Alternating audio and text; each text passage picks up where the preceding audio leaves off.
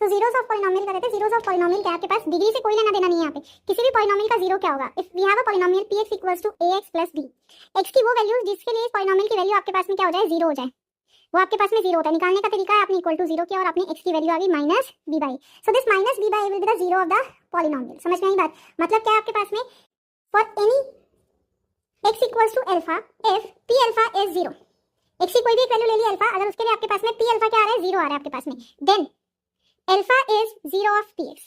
ऐसे कंडीशन में आपके पास में अल्फा क्या हो जाता है, आपके पास जीरो हो जाता है। हाँ, number of zeros equals two degree होता है, डिग्री ऑफ पॉलिनोमियल। मतलब अगर डिग्री 1 है तो 1 जीरो, डिग्री 2 है तो 1 2 जीरो, डिग्री 4 है तो 4 zero, number of zeros equals two degree of polynomial होता है। समझ में आ गई बात? ठीक है,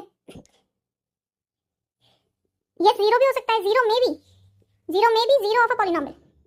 भाई किसी पॉलिनोमियल की वैल्यू आपके पास में, मतलब पॉलिनोमियल का जीरो आपके पास जीरो भी हो सकता है। जैसे मैंने आपको दिया polynomial px equals to 2x, अब इसकी वैल्यू आपके पास में जीरो कब होगी भाई, जीरो पे होगी आपके पास में, तो yes zero is zero of px। समझ में आ गई बात? So zero can be the zero of a polynomial, ऐसा नहीं है कि जीरो नहीं हो सकता, जीरो भी आपके पास में किसी पॉलिनोमियल का जीरो हो सकता है। समझ में आ गई बात?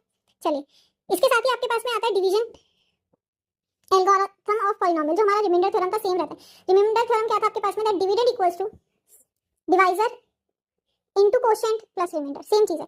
अगर आप किसी दो पॉलिनोमियल को डिवाइड कर रहे हैं, gx है ये px है, डिविडेंड डिवाइजर आपके पास में, qx आपका कोशेंट है और rx आपका हमने ले लिया रिमाइंडर आपके पास में। So what can we write, we can write that gx is equals to px into qx plus rx आपके पास में।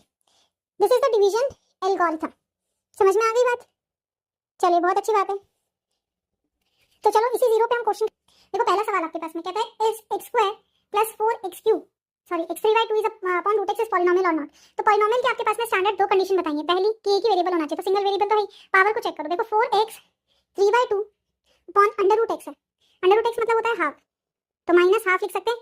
डिवाइड में होता है ना एक्सपोनेंट्स का, आपके पास पावर्स माइनस रहती है, तो ये क्या हो जाएगा आपके पास में, दिस विल बी 2 by 2 मतलब 4x, तो ये बन गया x square plus 4x।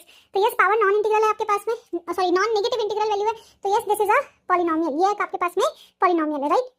Second question देखो, कहता है डिग्री ऑफ दिस आपको निकालना है, degree of x cube plus 5 into 4 minus x5। तो x cube plus 5 into 4 minus x to the power 5 क्या करेंगे, वेरी गुड, क्या करना है हमने जो है वो सॉल्व करने के लिए पहले ब्रैकेट्स को ओपन करना पड़ेगा। तो ब्रैकेट को ओपन करते तो x क्यूब को पहले पूरे से करेंगे और फिर उसके बाद में 5 को हम पूरे से करेंगे, तो ये हो जाएगा 4x क्यूब माइनस ये आ जाएगा आपके पास 5 प्लस 3 8 प्लस 5 4 जा 20 और इधर आ गया minus 5 x to the power 5। अब हाईएस्ट पावर क्या है आपके पास 8, तो डिग्री क्या हो गई 8, राइट।